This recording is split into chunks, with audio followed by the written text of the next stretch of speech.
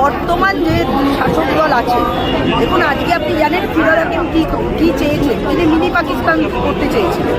তিনি বলেছেন হিন্দু হয়ে জন্মানোটা দুর্ভাগ্যজনক। তিনি বলেছেন যে আজকে ভরতপুরের এমএলএ বলছেন যে 70 ভাগ মুসলিম আর 30 ভাগ হিন্দু, 30 ভাগ হিন্দুকে আমরা ভাগীরথীর জলে ভাসিয়ে দেব। কোনো উত্তর কি দিয়েছে এখানে? কোনো কথা কি বলেছেন আমাদের মুখ্যমন্ত্রী? বলেননি।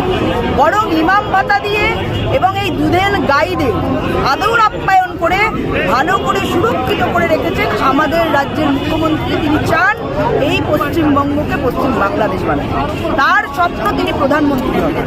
তো স্বভাবতই হিন্দুরা নিপীড়িত হলে তার চোখে জল আসে না। হিন্দুদের ঘরবাড়ি ছাড়া হলে তাদের দীর্ঘদিনের ভিটে মাটি ছেড়ে তারা বারবার করে তারা উচ্ছেদ হচ্ছে, চলে আসতে বাধ্য হচ্ছে। কিন্তু একটা কথাও আমাদের মুখ্যমন্ত্রী বলছেন না, কারণ তিনি চান না